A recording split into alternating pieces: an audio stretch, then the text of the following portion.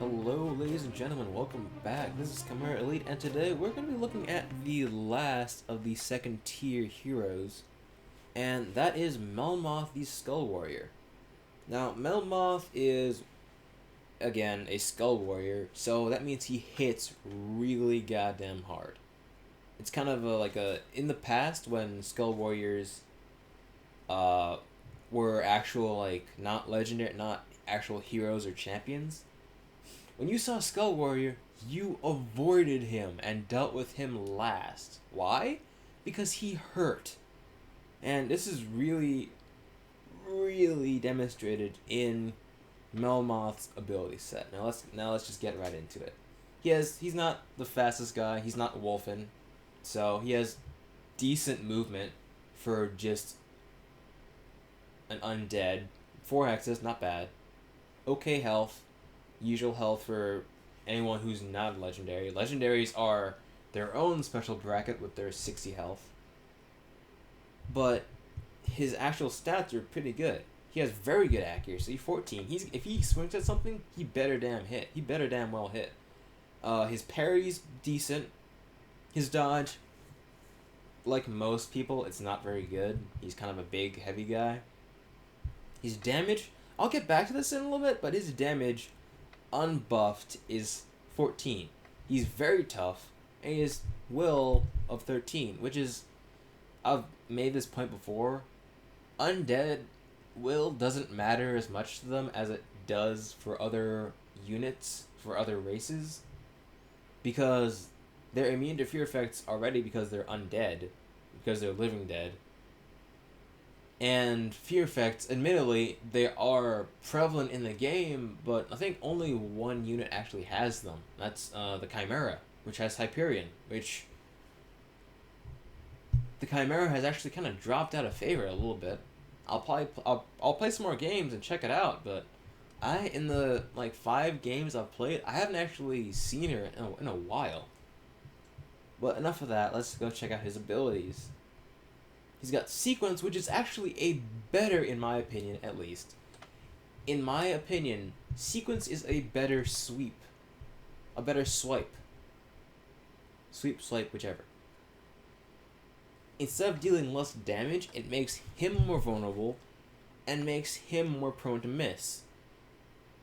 But it's a -4 to accuracy, so that gives him an accuracy of 10. But if considering, keep this in mind, this is an undead army. If you're an undead army and you don't have necromancers, you are probably doing something wrong, or I need to play more undead, because the undead players that I've seen use their skeletons to very great effect. They swarm you. And with the Wolfen, that's annoying as fuck, because I don't have time to be dealing with your brittle bones, and it just takes away time, which is the whole point of actually taking out the units that matter, like fucking Melmoth, or Gargoyles, or Paladins. Well, that's another subject. But yeah, swipe, -4 accuracy, -4 parry. If you're surrounded, that -4 accuracy doesn't really matter. That -4 parry, okay, he's probably gonna get hit on the riposte. Whatever. He's pretty damn tough, and again, Necromancers have Respite of the Dead. That's probably gonna succeed. That's 10 health. Ooh, that's a that's a nice heal actually. That's a really nice heal. Not as good as the. Where are they? Hold on.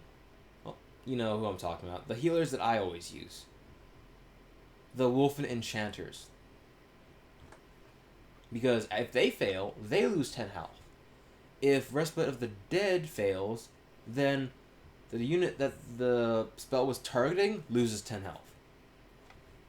Bit of risk, but it's calculated risk. This guy's about to die, heal him. Heal goes off, good. If it doesn't, oh well. You tried. Now his other ability is counterattack, and this unit adopts a counterattack stance. It suffers a -2 parry penalty, but it riposts to each strike it parries in melee combat. It thus riposts twice to the first attack if it is parried. Okay, that's 10 parry, but wait, no. It's not 10 parry because ambidextrous requires the counterattack ability. When this unit adopts the counterattack stance, because beta, this is typically an ability that's for Valkyries of the Lion. I'll probably send them a little note saying, "Hey guys, you kind of missed a little something here." But the point of this is, he doesn't suffer any accuracy penalties. And the thing, actually, hold on, that's weird. Hold on, what? I'm rereading this for like the second time.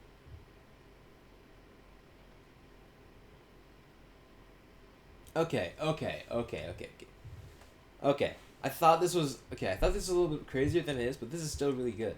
She can now return, or Melmoth can now return a hit after suffering the attack, regardless of its outcome. So, regardless, he should always be in counterattack stance. Counterattack. Okay. I'm waiting. Ow, you hit me. Whack. You're now half dead. Have fun with that. That's the thing with Melmoth, apparently. And no more accuracy penalty. Whoop-de-doo. That's great. Now we come to the part that makes this guy so freaking scary. Agony. Melmoth uses his Blade of Carnage. Wow. English today. Agony to strike the targeted enemy.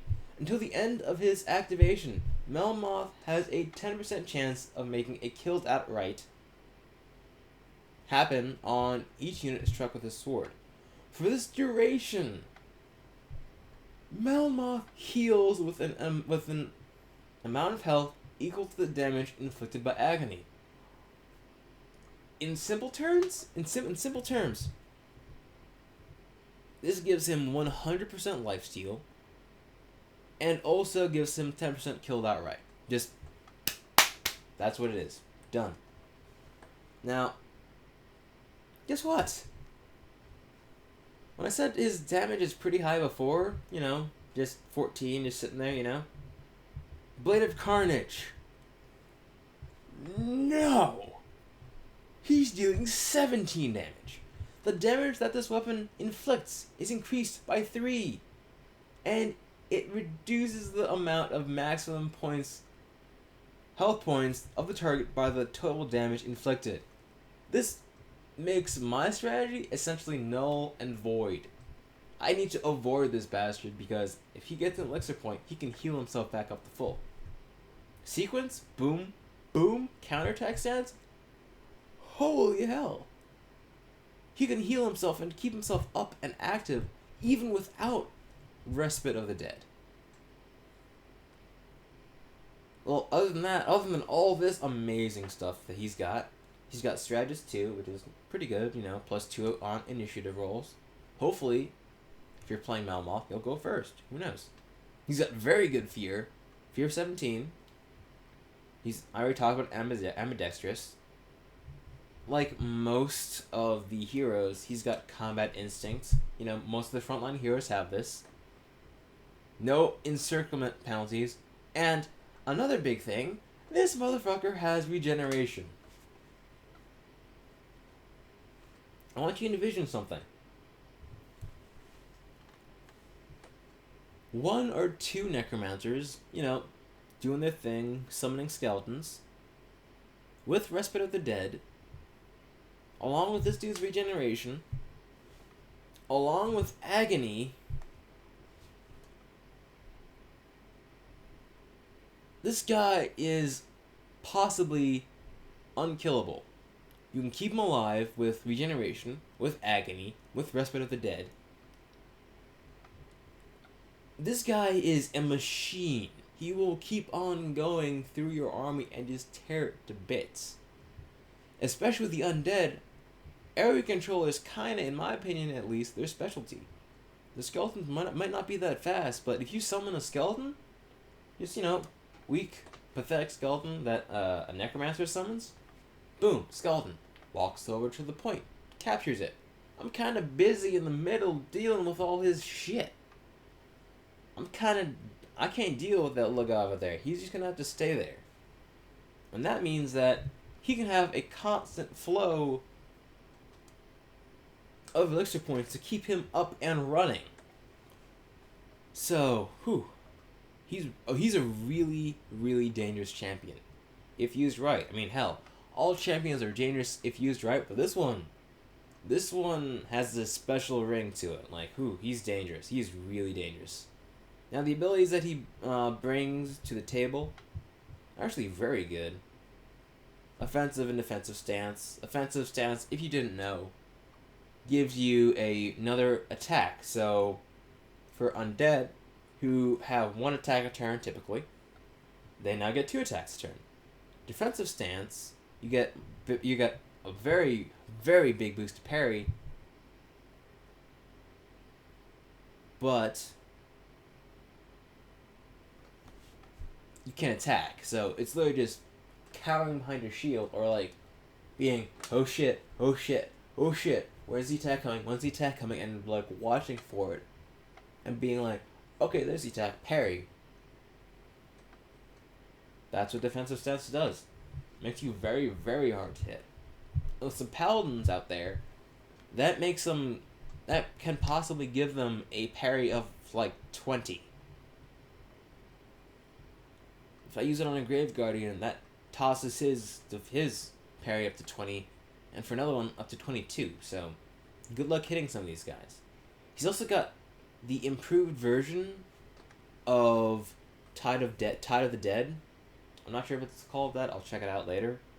But typically, Tide of the Dead allows you to activate 2 units undead. One of them has to be a skeleton. Commanding Shout improves upon that and enables 2 different units to be activated, one after the other. So you can just immediately surround a unit of mine. Just, okay, Paladin, you move here. Paladin, you move here. Okay, now it's your turn. Now it's your move. Have fun. Try to get out of that. Have fun, you know? So he can use that to great effect. Now his ult, drink their blood. Drink their motherfucking blood. This is essentially his ult, slightly wound down, but still, who really cares about the 10% chance to kill outright? What we are really looking at is that the targeted ally will be healed by the amount of physical damage it inflicts for 1 turn, melee or ranged. It's a targetable buff that gives 100% lifesteal. It's amazing. And that's Melmoth. Hope you guys enjoyed the video. If you did, leave a like.